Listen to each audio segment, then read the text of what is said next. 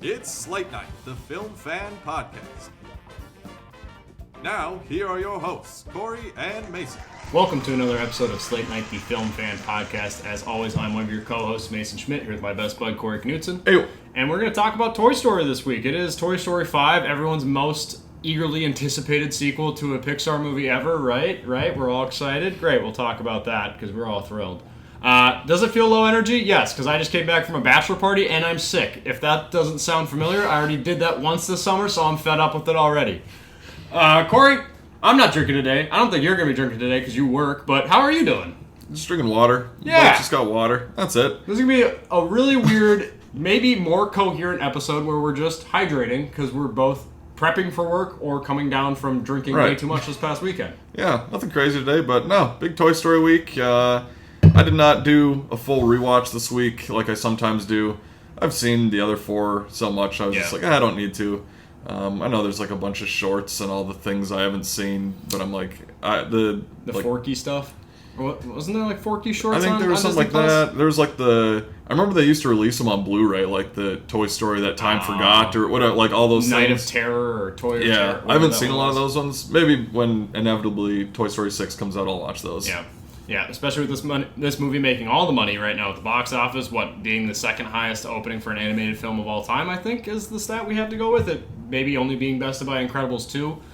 But yeah, it's Toy Story week. I didn't do a full watch through, but I did revisit some of the ones that aren't like my absolute favorites, but all of these movies are really good, so I'm not really picking the clunkers necessarily. But I did rewatch the original Toy Story directed by John Lasseter, obviously with Tom Hanks and Tim Allen. That is the core duo there. And it's just that amazing classic story of a already set in stone, like this is the dynamic we have. We're Andy's toys, and then we got the new hot toy of Buzz Lightyear coming and joining the group. I really like this movie. It's so fun going back and watching this and just seeing how far the animation has come. But also, like, being the nostalgic person that I am, I'm like, shit, I almost prefer the animation of Toy Story 1 and Toy Story 2 to kind of the new, more modern, more kind of polished look. While there is a lot of good animation stylings in like Toy Story 4 and Toy Story 5, I really it has a soft spot in my heart. Like, I remember the VHS that I used to have of this film. So I watched this Saturday night of a bachelor party while I was waiting to hear back from my drunk brother if he needed a ride home from the bar. So that was also just a really weird timing to be watching Toy Story. But the music in the movie, Randy Newman just throughout all of this franchise, but in that first one, the You Got a Friend in Me, we're falling with style. Like that flight scene in that movie, it just like, it's stuff that like gets me misty-eyed, and it's not even like overly emotional. It's just that I'm sentimental. I have a lot of nostalgia with this franchise. It is, like I said, it's fun seeing the animation, how much it's changed, but also I have a little warm spot in my heart for the animation of those first two films. But yeah, not saying anything groundbreaking here. The first Toy Story is a classic. It's great. It's awesome animation, and it's also so well paced. It's like 80 minutes, 82 minutes. It goes by so fast, and every moment is so iconic. And maybe aside from Lotso, Hug and Bear, like Sid is maybe the best villain in this franchise. Stinky like, Pete's pretty good, or Prospect. Prospect, which you're talking about my favorite Toy Story, so Prospector's really good too. And I think we've kind of lost that a little bit in 4 and 5 of having like, yeah, there's a conflict, but there's also like somewhat of an antagonist or a villain with Sid in the first, Prospector, and then Lotso, where in 4 you kind of have like the Gabby Gabby doll, which like kind of fades away eventually. In 5 we kind of have the lily pad, but that kind of also fades away. So yeah, the first one's great. The first 3 are great. And then I also watched Toy Story 4 because I know a lot of people, you're breaking the end of that trilogy. Like Toy Story 3 ends so well. Could be the capper for the entire franchise. You don't need to come back to it. Toy Story 4 gets announced coming out in 2019. People weren't like the most thrilled to be getting it. It's like, well, we ended it so well. Why are we reopening this book? And I was optimistic about seeing it, even though I agree that Toy Story 3 wraps up on a really good note. And I like Toy Story 4, I think, more than the average person. This is my second favorite Toy Story film. It really surprises me. I like the story that Woody goes on. I like the reintroduction of Bo Peep. And again, the animation is great. And then Forky, I thought actually he really works for me. I think he's funny. Some people say he's annoying, and I get that complaint. In later movies, or Toy Story 5, maybe he gets a little bit one note, but in Toy Story 4, I like that development of like, well, no, Bonnie just made this, and we need to accept this. This is now a toy, and a toy doesn't necessarily have to be like a prepackaged, bought in plastic and has batteries in it. Like, oh no, she made this with her own imagination, so that's something that we should be excited about because she's using her imagination for play. And I really like that dynamic. I like also establishing like this world of lost toys, as well as Woody going on this character arc of life post Andy. And also, not even post Andy, but also potentially post Bunny, as she's not really playing with him anymore. And he just has to accept that and, like, what is his now role as a useless or unhomed toy, a toy without a kid. And he's just like, well, I'm here to collect the people that needed, or the other toys that are kind of without a child. So I really like this story. I think it works for me. I like the introductions of Jordan Peele and Keegan-Michael Key. Will they come back in Toy Story 5? If you watched it this week, you know. You also got Tony Hale. I really liked him as Forky. I love Tony Hale in just about anything. I haven't watched all of Arrested Development, but he is so fucking funny in Arrested Development. And Keanu Reeves as Duke Kaboom. He's Canadian's best stuntman. I love him, and I like the whole dynamic of like, hey, Duke, every other Duke Kaboom can land it, but no other Duke Kaboom can crash like you. And he's just like, yeah, you're right. And that being Keanu Reeves is just so fantastic too. So I really like the story here. One thing that I was bringing up to Corey before we get into Toy Story 5, I don't like that post Toy Story 3. I feel like we've gradually kind of Draxed and Thor and like that more slightly comedic take on certain characters that we see in like the Marvel franchise and stuff like that. I feel like we get that with Buzz in Toy Story 4 and 5, where they kind of like in the first movie he's a fish out of water. He doesn't know he's a toy. He doesn't know he can breathe without his fucking helmet thing on. Like in 4 and 5, I feel like they gradually kind of just make him a little bit dumber, and it's like he's been around for a long time. Like he shouldn't always be acting like this. It's a little bit of a gripe I have, but regardless, I love Toy Story 4. I love the first Toy Story, and I was really pleasantly hotly anticipating Toy Story 5, something that I was just like, okay, I guess we can go back to the well again, but this is coming from director Andrew Stanton, director of Bug's Life, Finding Nemo, WALL-E, John Carter, which the 5 of you that watched that, good for you, Finding Dory, and the writer of all the other previous Toy Stories. So we have that return to this franchise. Corey, what do you think of Toy Story 5? Yeah, lean into it. I mean, this has been one of the most consistent animated franchises in general, I would say. I love the first 3 so much, 3 being my favorite. We'll give our rankings at the end after we talk about 5. But, 4, the first time I watched it, I didn't really care for it. I remember when I saw it in theaters, and then I rewatched it, and I do think I agree with kind of everything you said just about it's Woody's movie. It's about him post-Andy, and kind of it justified its own existence for his story. And so over time, that movie has worked a little bit better for me. I still don't... If it didn't exist, I'd be like, something's missing. Yeah. I would just... I think it works a little bit better. But yeah, going into 5... I think we've talked about it in the lead-up that we're like, there could be something here with the tech, and that's a way to approach toys and technology and kids and everything. So we have the whole crew back, and the lily pad, voiced by Greta Lee, comes in. Bonnie starts playing with that. She just wants to go sit on her iPad and play with her friends, or play with her friends while they're just all sitting in a circle on their phones, which, you know, we've all done that at somebody's house where you're just like sitting around with 6 people and you're on your phone. And you haven't talked in like 20 minutes. You're like, oh, fuck. Playing Temple Run. Yeah, we should probably do something. Go outside or watch a movie or anything else than this. But yeah, to start off, I mean, I think this movie is good. And it's always kind of interesting with Pixar because there's sort of the Pixar curve, I feel like, where they have such a high standard and came out just swinging out of the gates. And compared to really any other animated movies, like even the lesser Pixar movies are still like pretty comparable to those. But as far as like Pixar and Toy Story franchise in general, this one was a little bit disappointing. This one to me didn't feel like it justified its own existence, even with that technology plot.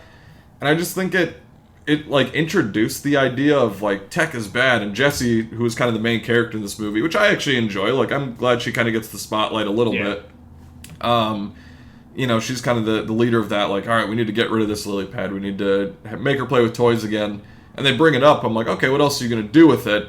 And they don't really dive into it. Like, there's nothing much more that they say about that specifically. Yeah, and it, like I said, with the other films, you kind of have like an actual antagonist or a villain, and I feel like that all gets saddled on Lily Pad by Greta Lee, voiced by Greta Lee, and it doesn't like stand tall enough as like an actual antagonist to the story, because pretty early on in this film they recognize like, oh well, this lily pad, this technology is trying to help Bonnie connect with other kids, because she's still like, maybe she's behind, she's still playing with toys, which like I remember like having that internal thought as a kid of like, when do I stop playing with toys? Like, why do my brothers still play with toys? I'm like 9 years old and I still play with toys. So when does that happen? When do I stop having these? And then you get a phone and you just kind of move off of it. And I think that is a good jumping off point for the story. But the lily pad pretty quickly realizes that, oh, hey, I put Bonnie in with the wrong crowd. Like, people that didn't actually, like, care about hanging out with her. Like, they played hide and seek and they didn't come and find her. Now she's devastated by that because she's struggling to connect, and now the door's getting shut on her even more. So I feel like there's too much of a quick realization that, like, oh, we can't only rely on tech.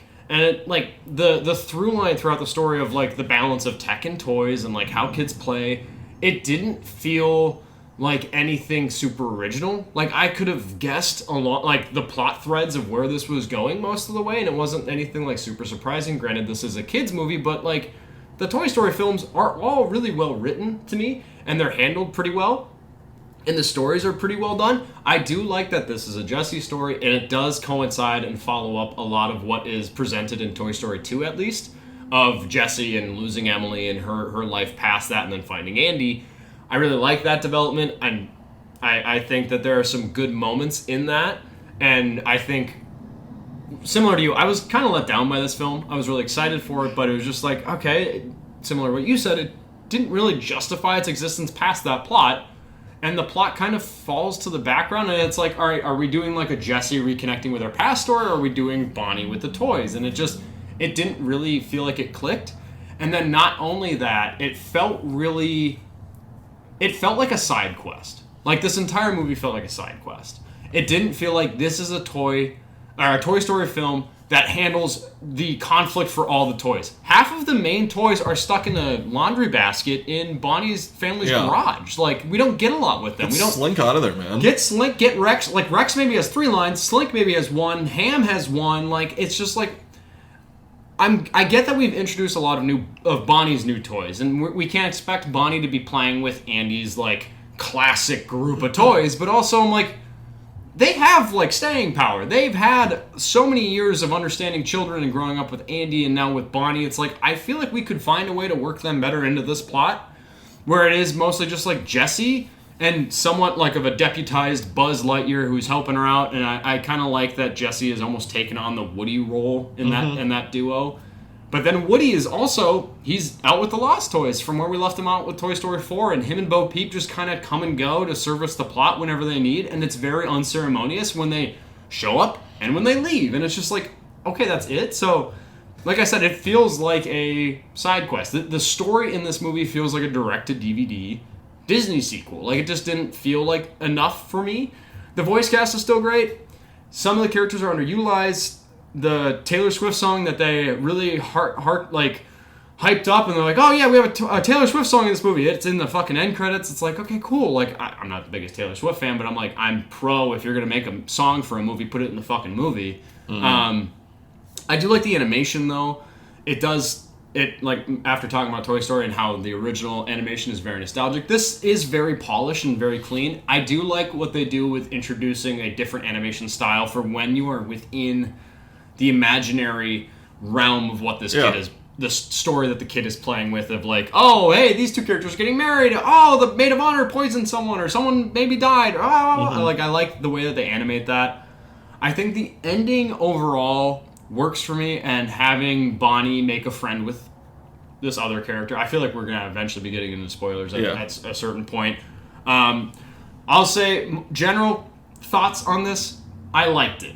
But every other Toy Story movie, I feel like I at least love. And when it comes to ranking those other 4 films, it's like, fuck, well, this one has this one has this. Toy Story 5 pretty solidly is my least favorite of the 5. It's good because it's Pixar. And it's not anything like, there's no moment except for maybe a harken back to Jessie's past and where her name kind of leaves an imprint on Emily. That worked. That was a big moment, but that was it. And I was just like, all right, well, that kind of came and went, and now I don't know if I am really invested in this. Like, I'm waiting for, like, the emotional gut punch, which I'm not really getting. I'm waiting for any joke to land. Nothing in this movie made me chuckle at all. Like, aside, there's one good callback to the first film, which is a callback, but it's just the flying scene. There's a flight scene, which I don't want to give too much away on that, where I'm like, this works, and that felt like Toy Story, even though it is kind of weird that this toy is so technologically advanced, and I'm just like, that's a kid's toy still. That's crazy that it has the capability of doing that.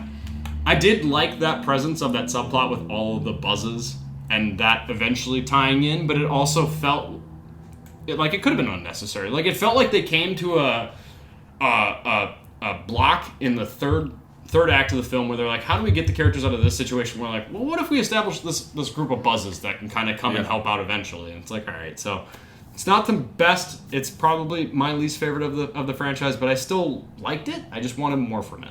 Yeah, to talk on that, like the multiple buzzes subplot thing, because the movie opens that way, and it's like kind of a cool opening in a way. Yeah. I'm like, oh, this is different for a Toy Story movie. I appreciate that. It felt like a soldier waking up on the invasion of Normandy. Just like you get it through Buzz's perspective of his eyes, like blurry blinking. He's like, oh, what's going on? And he's finding all these bodies of Buzz dolls. I'm just like, all right, I like this. Yeah, it was cool.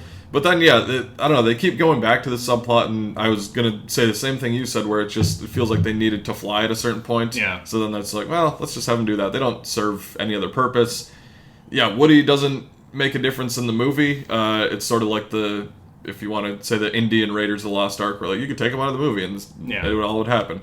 And like Andrew Stanton, who directed the movie, he said when he was writing the first draft of this, he's like, how do I bring Woody back into this? Because he doesn't have a place in the story, and that's very apparent here. Yeah, it feels lit. But you can't have a Toy Story movie without Woody, so it's like, all right, well, you have to find some way.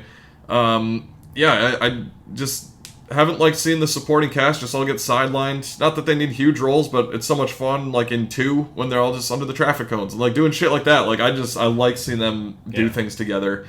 I mean, there are still a lot of good things in here. I think there are a lot of sweet moments with Bonnie, just being a young girl growing up and kind of trying to make friends, and you feel bad for her because, we've all been there where you're like, damn, that sucks as a kid. We've all been through that.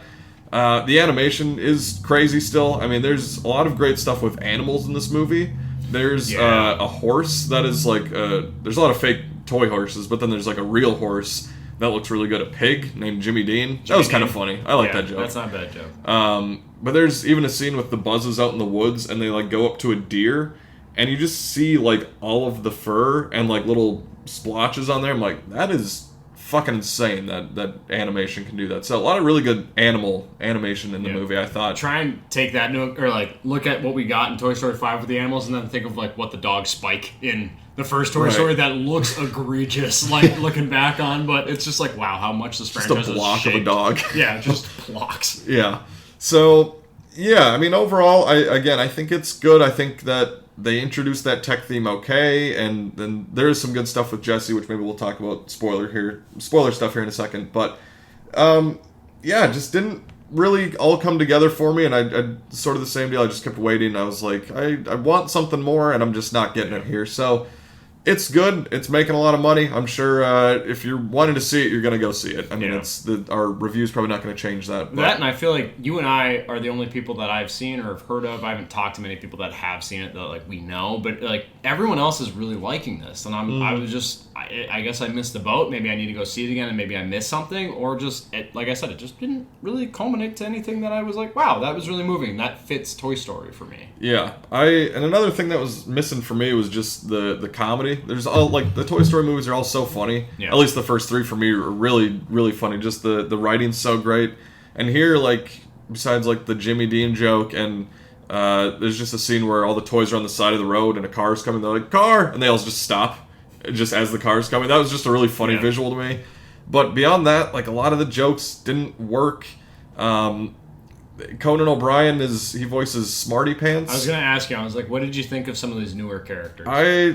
I don't mind the idea of like the in between tech of like Smarty Pants has like a low res screen on there, and like some of these like this GPS or like a picture like Snappy, I think the name is the camera toy. Like I like the idea of that. I wish they would have dug into that more. Like they kind of do, but it's like the interesting of like, well, we're not quite toys, but we're not quite like an iPad yet. Yeah. So like, where do we fall? I thought there could have been more to dive into there, but like Conan's humor in the movie is just like all like poop and pee humor, which like he's a toilet training toy, so like I get it. But for me, I was just like, you're better than this, Toy Story. You don't need to go down to these level of these jokes. So I will say I liked his performance, and I liked when they find him, he is like on low battery, basically drunk mode, which isn't the first time we've seen something like that in a movie, but just seeing him just like spastic and like just fuzzy, I'm like, oh, I like this, and I like that introduction of that character.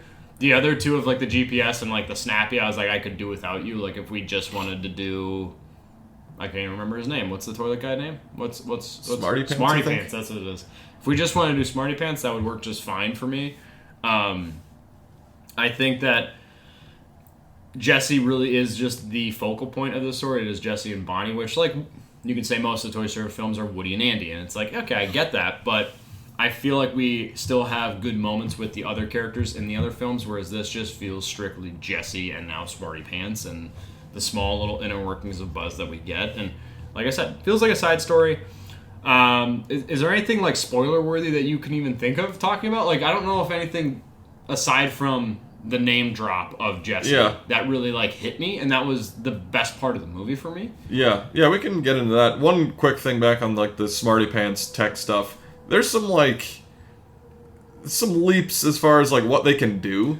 That too. Of like they can set they can text send basically messages, and they can like hop onto like an online lily pad chat room, and I'm like, I don't know, you sending pictures like through this toilet training? So I'm like, it's a Toy Story movie. We get it. But I'm just like, I don't know. I'm not sure about this. It kind of stretches the bounds of like what the technology was at the time of those toys being around, just because it's like, oh, well, hey, we need to figure out where you're at. Okay, the Snappy photo takes a photo of a street sign, and then the street sign photo gets sent through the GPS, and then Smarty Pants, and then there's a text message with it, and I'm like, Smarty Pants doesn't even have like the ability to type on, so I'm like, it's really just like a button interplay, so I'm like, how is this happening? Yeah. So, anyways, that's notes that we think of. But yeah, so kind of overall disappointing for both of us. Not bad, but just to get into like little spoilers, just for some of the end beats of the movie, that Jessie moment I think is the best moment of the movie, where she goes back to the tree with the tire swing on it, where she was left when Emily was a kid, her old owner, and she finds like a box or a lunch pail that's like shows that Emily named her kid Jessie after the toy, which I thought was a really great moment. I was thinking in this movie that they may have like an old Emily show up or something and like see her, and I'm glad they didn't go that route. I think that would have been a very easy thing to do. That, and I feel like the one big like fan fiction-y thing I've seen of people like speculating about who Emily could be now. It's like, what if Emily is Andy's mom? And I'm like, I don't need that. Like, just don't make the world smaller for the sake of like, wow, member bears, look at these characters, they know each other. Like, I don't need that. I really did like when they're at the tree and initially when Jesse's playing with Emily, and you get a lot of these shots throughout, I think, almost all of the Toy Story films. You get it in 4 especially, where the kids are just reacting, and like you can tell just based on how the scene is set up of like she's rotating in the tire swing like, I love you and I'll love you forever, and just like spinning back and forth like, there you are, oh, see you, and it's just, and then you get like the shot of the toy and their flat expression because they're a toy, but you're like, okay, but like you can feel what this character of a toy is feeling in the moment, and like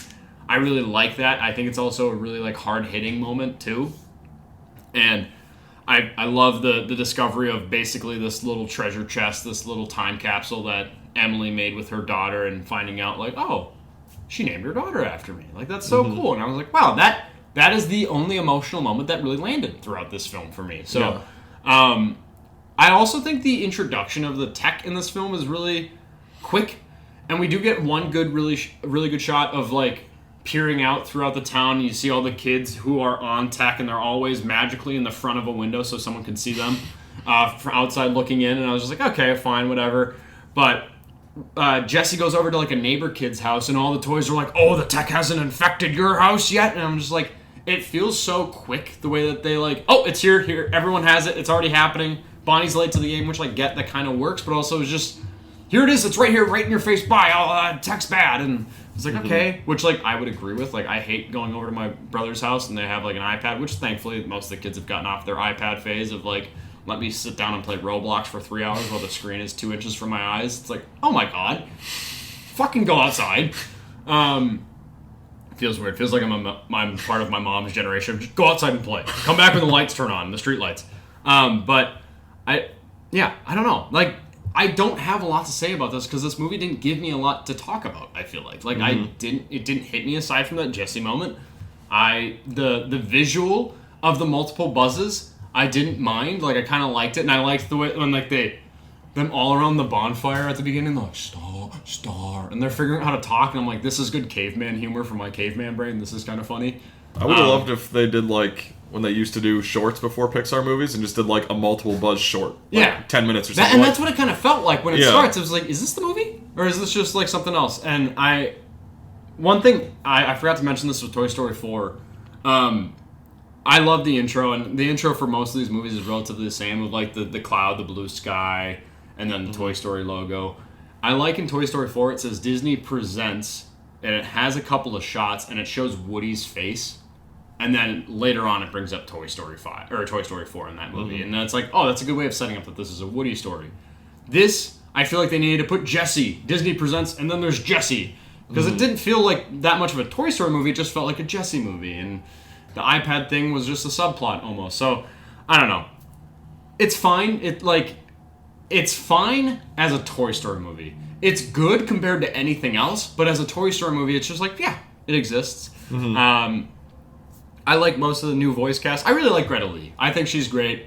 Love her, and I like her addition to this. I know that they'll probably do a Toy Story 6, so I'm interested to see what do you take on next as like the story. Is it just going to be Bonnie handing her toys off in the similar way that Andy did in Toy Story 3? It's like, are we just going to repeat subplots or plot points? It's like, I don't know if I need that, but I am somewhat interested to see where they further work tech into toy play and like how kids can interact with both.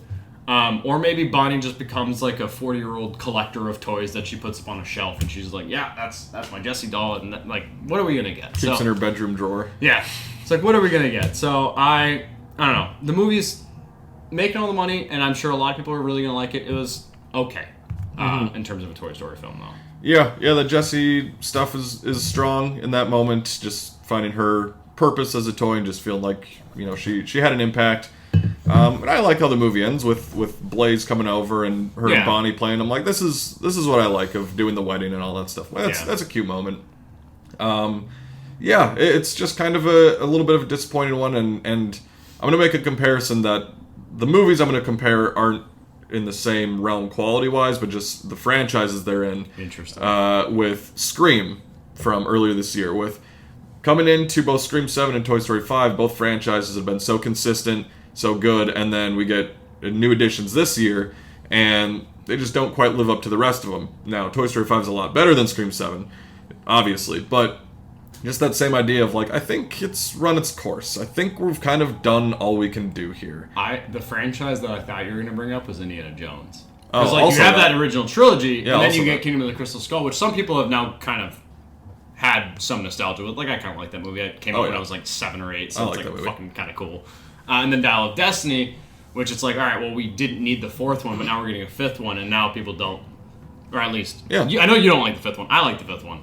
But it's not as good as really any of the other, the first 3. It's a toss-up between the 4th one and what you think, but that's how this film kind of hits me. This feels like Dial of Destiny. Yeah. Which, like, it's Indiana Jones, but, like, is it the best Indiana Jones? No. This is Toy Story, but this isn't the best Toy Story, so. Did you, side note on the lily pad thing, did you ever have a leapfrog? That's what I was thinking the entire time. I didn't have that, but I was like, this is the adjacent thing in the real world. Yeah, like, I remember getting a leapfrog when I was a kid, and I was like, this is pretty sweet. I remember the commercials for it, and they were just fucking everywhere. Yeah, played all kinds of games and shit. Then I got like an iPod Touch or something. I was like, oh, Jetpack Joyride, nice. Was that like your first iPod or phone? I'd had like an iPod like Nano or some like old school iPod before, but then like the Touch was my first like touch screen. I'd had a flip phone before. I had what's like the very slim like rectangle iPod? Is that the Nano? I think so, yeah. Is it Shuffle, like the little square one? Yep. I remember, thankfully I didn't have the Shuffle. I never wanted the Shuffle. I got the iPod Nano, and I remember that was right around when I started watching South Park as a kid, so I would download full episodes of South Park off of iTunes for like $8, and I'd watch on my tiny little like 1x3 screen, maybe 1x2.5 inch screen, episodes of South Park. So I was like, yeah, this is great. I can watch this on the bus on my way to school. Fantastic. Oh, it was great. I miss like early days of like the slider phone, my keyboard coming out of there. I want to go back to that. I do too, man. I'm tired. That's the best. I don't need Snapchat anymore. I don't need Instagram. All I need is just like, can I text someone? Sweet. That's all I need. Yeah, that's great. But, yeah, so kind of wrapping up our thoughts here, we'll give our rankings of the Toy Story movies. I feel like it's not super controversial, not like our Star Wars one. Who knows? Someone's really like 5 is the best thing ever. Maybe. I'm sure there's people out there. Yeah. But for me, my ranking is 3, 2, 1, 4, 5, and then I'll throw Lightyear in there. That's at the bottom. But I still do like that movie. I think we both like it more than most people. Yeah. It's just, it doesn't have like quite the emotional moments of the other main Toy Story movies, yeah. But I think still pretty cool though. Yeah. I would say number 1 is far and away Toy Story 2. Then I'd say 4.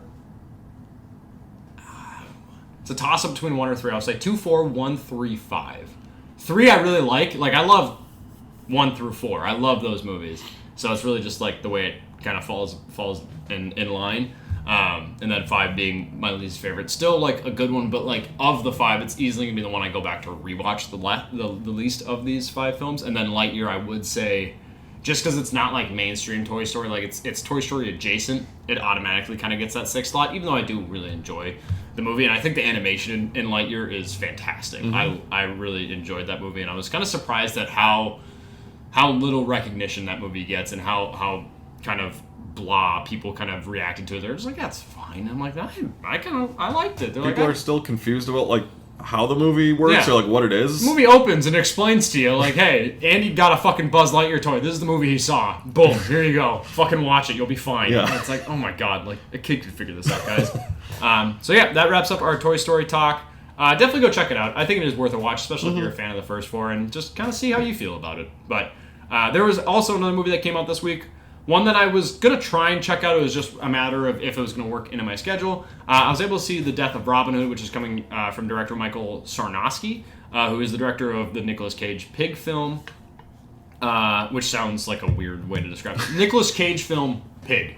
And then he also directed A Quiet Place Day 1. This is starring Hugh Jackman, Jodie Comer, Bill Skarsgård, and Jade Crute. This is basically the legend of Robin Hood at the end of his kind of reign, at the end of his life, grappling with some of the more atrocious, brutal things that he's done. Also, he is getting nursed back to health from Jodie Comer's character. And it's a movie, it's a type of story that I really like. And I think you get it kind of in The Last Jedi, which I like The Last Jedi. Didn't think I was going to be talking about Star Wars this week. And you get it in a movie that I also really like, that I think is underrated and underseen, in The Man Who Killed Hitler and then Bigfoot. Both of those films, Luke Skywalker in Last Jedi, The Man Who Killed Hitler and Bigfoot, Sam Elliott's character in that, they're legends who have done amazing things that have a lasting legacy, but now they are now past that point. In Last Jedi, Luke Skywalker is past. He's the savior of the galaxy, basically stopping the Empire. He's past that point, and now he's having to deal with failure in a way that he never had to before. And how, as a legend, do you deal with failure? How are people going to look at you if you disappoint them when they have this back catalog of your credentials, of your successes, of your stories? How do they judge you based on that? And I think this film does that really well as well. Where there's many scenes where it's Hugh Jackman talking to a character around a bonfire, and they're like, "I think I know you. You're Robin Hood. You're like that guy." And he's like, "Tell me the story you've heard about me, and I'll tell you if it's actually true or not." Like, I didn't do that. I didn't know this person. I didn't do that. And like everyone just bringing these stories and hurtling them to him of like the legacy and the legend of him has traveled further than the actual stories about him and the truths about him. So you get a lot of like reflection in this movie as Hugh Jackman, as Robin Hood, is coming to grips with some of the bad things that he's done, but he's also having to be protective of this young girl character that was the daughter of one of his buddies. And he passed away, and now he's having to kind of look over her and make sure she can have kind of a normal upbringing and just kind of survive throughout this world. So I thought that this movie was really touching. It's very well shot. it fits within the Nicolas Cage in Pig. Like that, it's the same tone. It's very serious. The brutality in here is gnarly, especially in the opening when you're getting what Robin Hood actually is in this world and the gnarly shit he's able to do and how he kills people. And it's just like, huh, all right. He's not worried about shooting an arrow through the back of a kid's head. Like, I was like, whoa, crazy. Did not expect that. So this movie gets dark, but also I like the optimism and the hope of coming to grips with who you actually are versus the legend people believe you to be. And I think that there's a lot of good dynamic and good drama between Robin Hood and Jodie Comer's character as this nurse who's nursing him back to health, and the realizations and the things that she comes to understand that he actually did in his past and how that directly affects her and her family, and just how that changes the dynamic and the way the story just kind of handles almost a redemption arc for a character like this. So I really liked it. It's not going to be for everyone.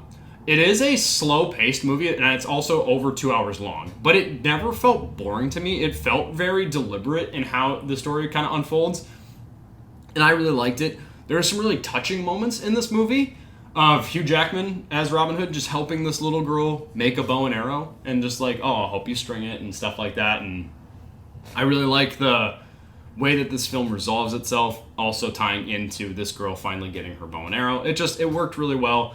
The movie's called The Death of Robin Hood, so there's your spoiler. He dies. And I think that the way they handled a very legendary character that we all have heard of and taking it in a serious route and having him face the repercussions of his past, I think it worked really well. So it's not the best movie of the year, but it's really well handled, and it's just so specific in what it's setting out to do, and I think it really exceeds what the story allows it to do and what it allows to be. It fits in with that genre of legends kind of facing the repercussions of their past, but also how do they exist past that? Do they want to be legends or not? How do they deal with failures outside of the way everyone kind of builds them up and puts them on a pedestal? So I really like this story. It is a very reflective man coming to grips with what he's actually done and what he wants to be moving forward. So I really like this movie. I'd recommend it to you if you can deal with some brutality and some gnarly shit. Bill Skarsgård's also really great in this movie. It took me a while to really recognize that was him. It was more I recognized the voice, and then I saw his face. I was like, that is you! Holy shit! He's really great in this, so I'd recommend it. It was a really good watch, and it fits within the Michael Sarnowski directorial efforts. Like, it feels very much of that same tone as his other films. I'm excited to see it, but yeah, not a great title. It tells you what it's going to be. Kind of like when Lone Survivor came out. I'm like, well, you're on the fucking poster, so there it is. Wonder who this one's going to be. I was catching up on a movie from earlier this year that you talked about when it. You didn't see it in theaters, right? No, I watched it on streaming. Okay. I don't think you could have paid me enough money to go see this in theaters. Well, this was a big one. This was Mercy. Actually, this wasn't a big one, but this was a big one. They were trying to market it as like big IMAX 3D, see it in theaters that way. Which I can't speak to that if that looked good or not. Maybe it did. Go watch Chris Pratt sit in a chair in theaters. Chris Pratt sitting in a chair. This feels like a Netflix low-budget, like, independent film. Yeah, this one, so you mentioned Chris Pratt's in a chair. How did he get to that chair? Well, it takes place in the year 2029. Chris Pratt plays a detective that's accused of murdering his wife. And in this near future, they have this program called Mercy, where an AI judge gives you 90 minutes to prove your innocence. So you can use all of go on the internet, I guess, and find files and try and prove that you CCTV and traffic cam footage, all that kind of stuff to try and prove that you didn't commit that crime. Initially, I don't mind that concept. I don't mind that idea, and I think it does work for the first chunk of this movie. I enjoyed, I'm a sucker for a whodunit, an investigation, putting evidence together, the red herrings, figuring out all those. I like seeing stuff like that. So inherently, that first kind of chunk of this movie worked. You have Rebecca Ferguson as the AI judge, and I think it starts off, and even the first two acts I think are pretty solid. I was enjoying myself. I'm like, this isn't bad. I've heard a lot of really bad things kind of about this movie, or just middling things, I guess. But it is a little unclear of what the AI can do, I guess, or like how, because like Chris Pratt can influence it a little bit. Yeah. And I'm like, but it's like a program though. Like, how are you doing that? Also, like all the evidence is there, and it's like this all-knowing, all-powerful thing. But Chris Pratt is still like discovering things in it and like in these files. I'm like, well, the AI could have found that in a second. Yeah, it like, should recognize that. Yeah, so like why does he have to go through and do this? It's like whatever. That's things I can put aside if this movie was like really great. And it's fine. I think it's an okay movie. I think where it struggles is when it gets to the end and it kind of goes from being a quasi screen life movie in a way to getting really big and actiony, and like a bomb's gonna go off in LA and we need to stop it now. Yeah. And Chris Sullivan's driving a truck everywhere with Chris Pratt's daughter, and I'm like, how the fuck do we get here? And there's Callie Reese on a hover bike drone that's like shooting at him. Like, whoa, we have missed something here. I thought the way that looks on like the hover bike drones and like the just close up shot of her just looked so cheap to me too. I was like, this doesn't read well, and I don't know. And with it being a screen life film, you get a lot of interesting kind of point of view shots and random kind of close ups, and it fits the tone of the movie. But at times I'm like, I don't know this. And same with like the inconsistencies with what AI would be able to do or how it would be able to analyze information. It's like I feel like you could get there on your own if you like. How did you miss that? So I don't know. It's weird that they set this movie in 2029. It's like we're not. Like, set it further into the future, like at least 10 years, like 30, like or 20 years, like really develop this into something that could make sense. Because I'm like, we're not gonna have hover bikes that soon. Like, it just that entire time I'm watching the movie, I'm just like sitting there thinking like, that's bullshit. But I agree with you. The first two acts, it's like good enough, but then when it has to break out of that and what they've established and go into more of like an action thriller. We need to track this bomb down, and now we know who the actual culprit is. We need to find him and corner him. And it was just like, all right, sure, why not? It's like a weird in-between where it gets to a point where it's too big for a screen life movie, but then it's also like too small for like a big budget action movie. So it's kind of a weird thing there. And I like screen life movies. Like Unfriended, I think, is actually a pretty good horror movie. I really like Searching and Missing. Like both of those movies are really good.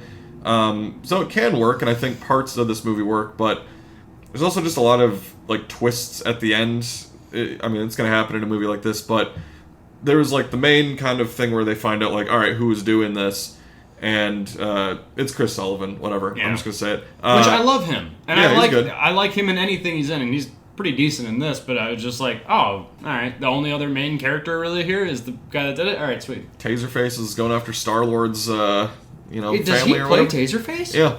No way. Yeah, so like he's like the main guy, and he like, I don't know, he has the bomb and everything, and it's like, okay, he's the main villain.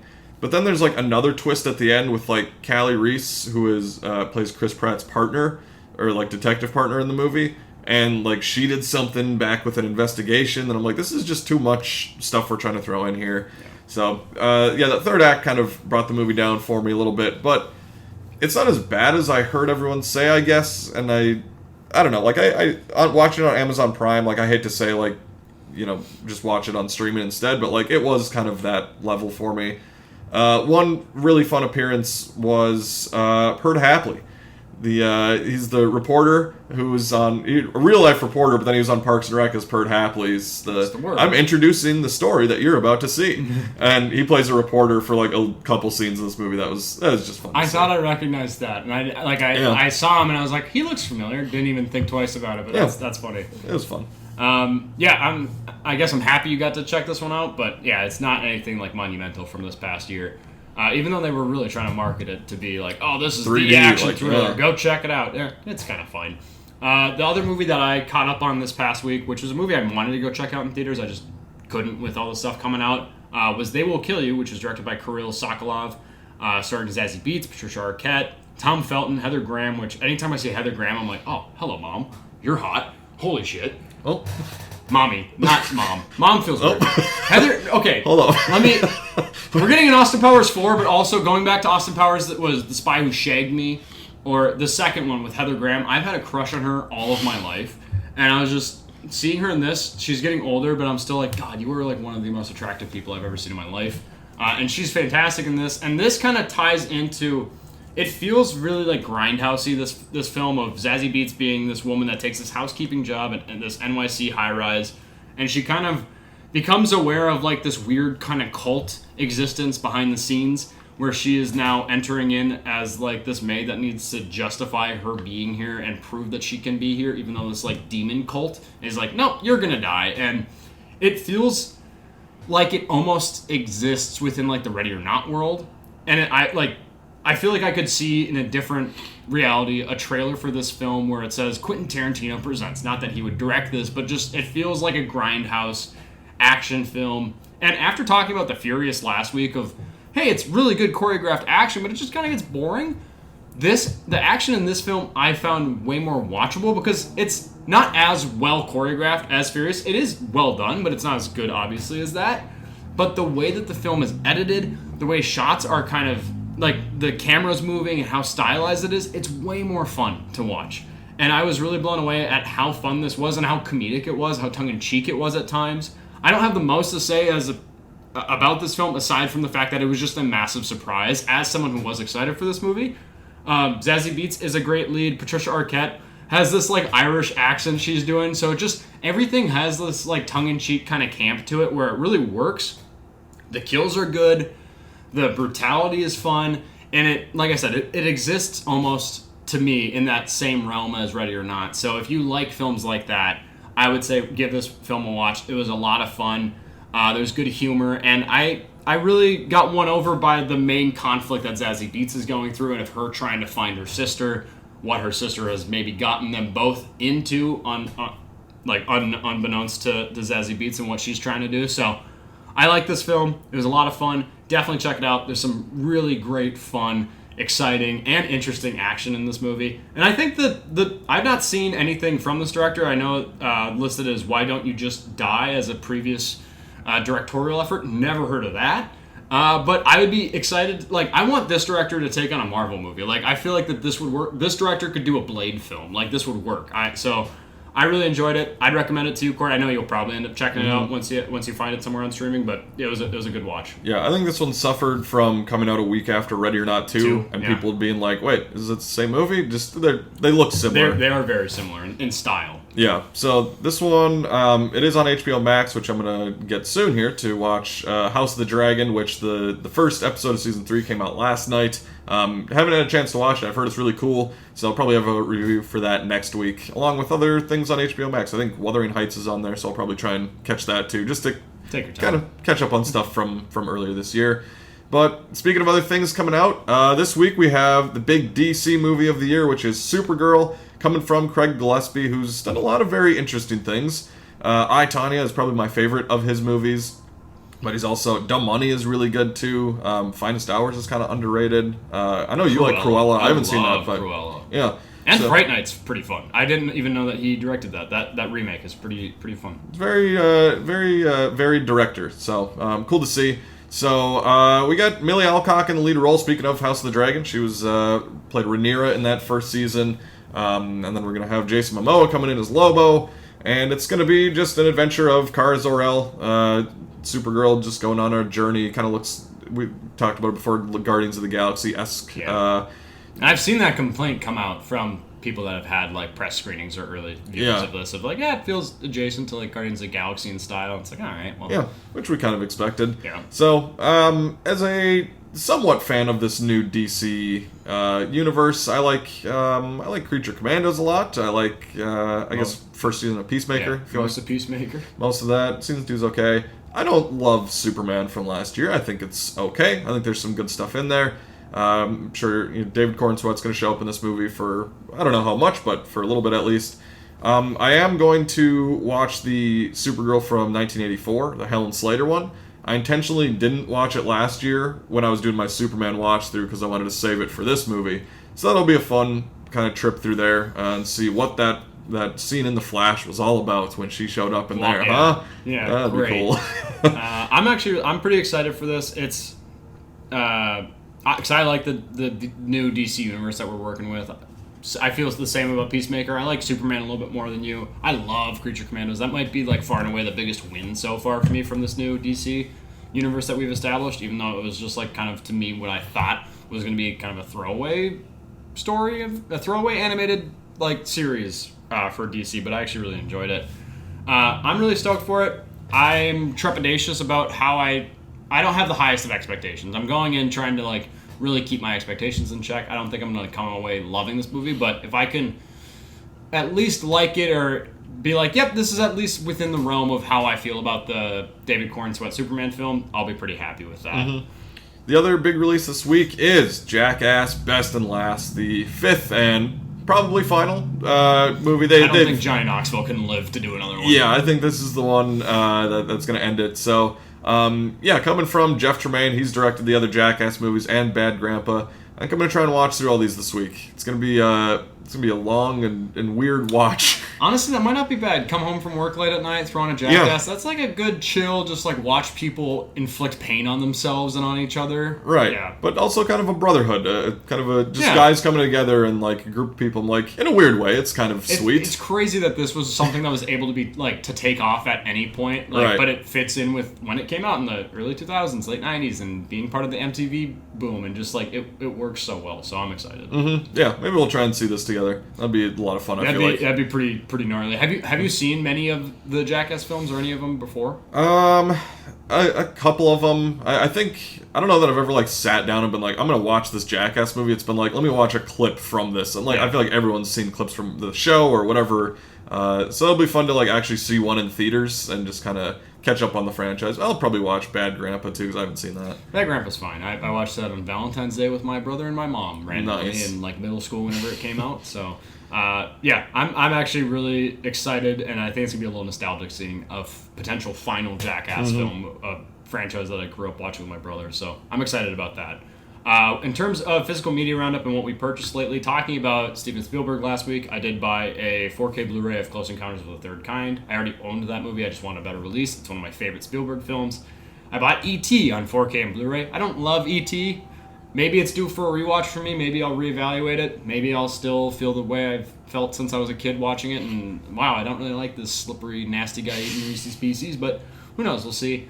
Also bought a Blu-ray of AI, Artificial Intelligence, because that feels like a movie almost tailor-made for me, coming from Spielberg, as it was basically a handing of the baton from Kubrick to Spielberg. Kubrick passed away after trying to develop the story, and Spielberg, doing a favor for a friend, came in and made this film.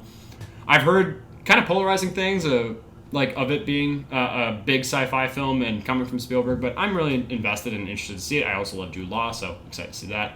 Also, final thing I bought was a Blu-ray copy of THX 1138, which I have never seen, directed by George Lucas, and I'm pretty sure there was a THX 1138 reference in Toy Story now that I think about it. Maybe in the first one. So, I'm excited to check that one out. It just feels like something I am due to see at some point. Coming out this week, kind of a light week, but we have The Last Showgirl, which is the Pamela Anderson movie from, a couple years ago? Yeah, I think. It's pretty good. I still haven't seen it, but I would like to check that out. And then some older movies coming out on 4K. We have a couple Adam Sandler flicks, 50 First Dates and Click. And then we have Slither, What Dreams May Come, and Hairspray, the 1988 version. Have you seen any of the Hairspray films? I haven't seen the 88 one. I haven't seen any of them, no. 2000s one with Zac Efron and John Travolta plays like a mom in it. It's kind of fun. Okay. I really enjoyed that movie. Moving into movie news, we had a good deal of trailers this past week. We had... is it a final trailer for Spider-Man Brand New Day, or maybe not? Who knows? But new trailer for Spider-Man Brand New Day. A first teaser trailer for Shrek 5, and then we also got a trailer for Hexed. Looking at these trailers, Shrek 5 is just really convincing me that I'm like, I don't know why you guys fucked up the animation styling of this franchise to do something wholly new. But whatever, I don't know. It looks like they get thrown in jail for a little bit. Fine, whatever. I really did dig the animation and the premise of Hexed so far. I'm sure my wife will want to go see that opening day. Spider-Man Brand New Day. While I'm excited for this movie, I don't think anything visually in any of these trailers has gotten me excited. At all. I like the idea of him being taken over, like when his eyes go black, that works for me. Mm-hmm. But the actual visual of these things, the way things look in these trailers, it looks like AI compositing. Spider-Man, center image, center frame, slow motion, him with a bad guy or carrying the guy in that iconic comic book cover image. I'm like, it looks so bland to me. I'm excited to see it. I've liked a lot of the posters that we've started to get. But the trailers haven't really worked for me. I'm still really excited. Spider-Man's my favorite superhero. I'm going to see this movie opening weekend. It's just like, all right, it's more of the same. I think we're getting a little bit more of the story and at least a little bit more understanding as what he's going through in this film. I'm tired of seeing that. It feels like in Amazing Spider-Man 2, when we got the trailer of the guy walking down the hallway and we got all the stuff in the background of like the Doc Ock arms and all that shit, it feels like seeing this hooded character that maybe is Sadie Sink as Jean Grey is getting so fucking annoying for me. I don't care about this mystery. Just give me who the fuck this character is. It hasn't like interested me enough to where I'm like actually curious. It's just like, just fucking tell me. I don't care. So I'm coming into this one really optimistic, but the marketing has not really fully worked for me for Spider-Man Brand New Day, even though the team behind it, I think that this easily could be the best of the MCU Spider-Man films, and I like the way the suit looks. I like Tom Holland in this role.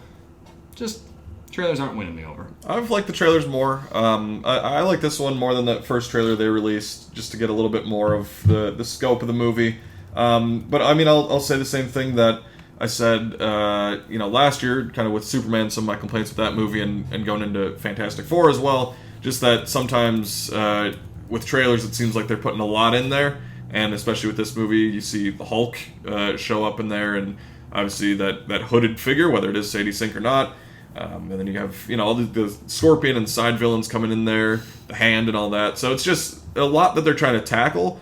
I like what I've seen from what I think they're going to do in these individual elements and story beats.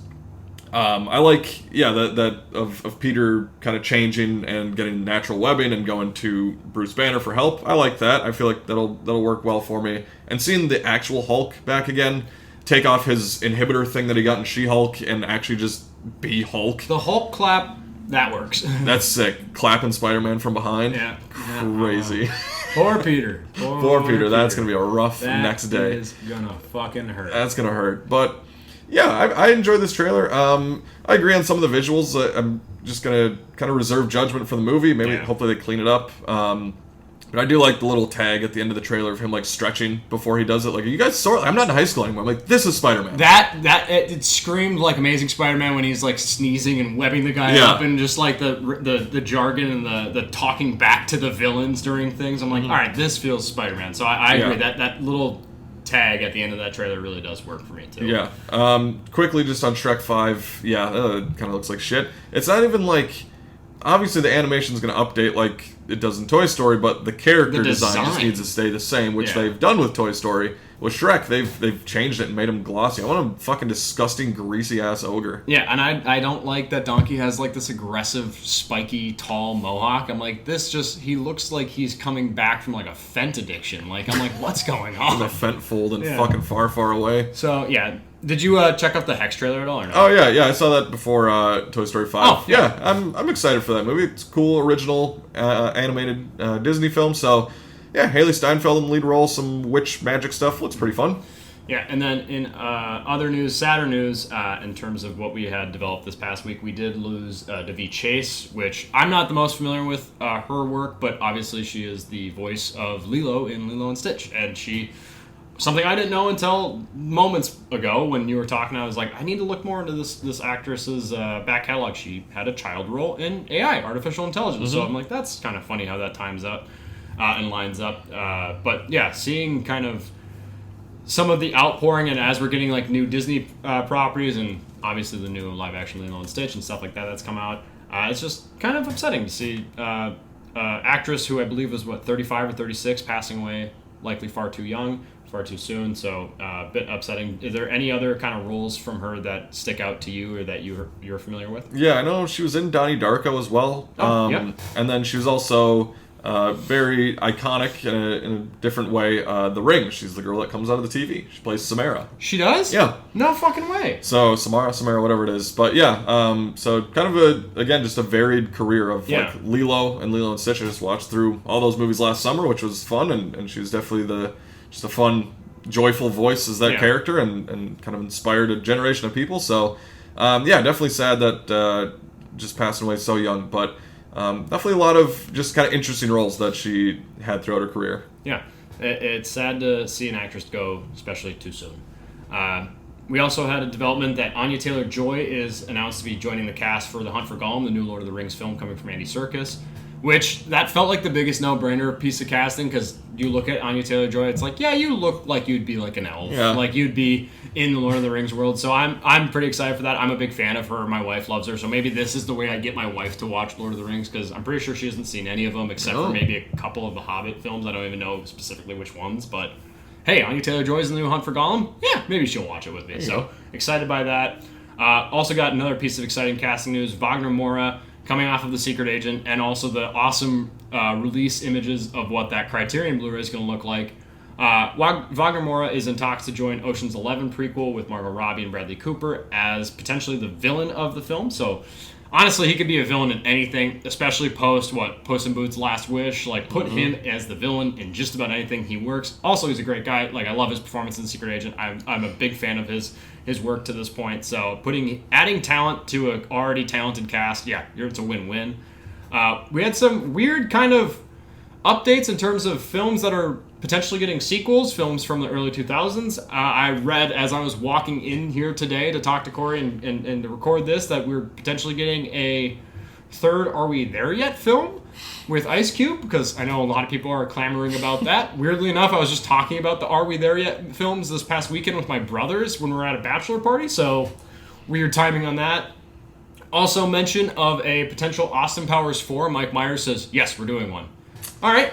We'll see if that comes to fruition. Mike Myers is feeling like he's got a head of steam and he can do it, but I don't know if we need a fourth. I like the Austin Powers films, and I like Heather Graham, like I mentioned earlier. Bring her back in any way you can, please.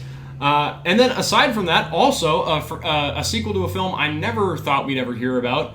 Jim Carrey and Ron Howard potentially coming back for a sequel to How the Grinch Stole Christmas, the highest box office earner, I believe, of the year you and I were both born, weirdly enough. But a film that Jim Carrey, in interviews since, has said that was one of the grueling and most difficult performances he's ever had to give, and sitting in the makeup chair for 6 hours and being basically suffocated by green, hairy makeup.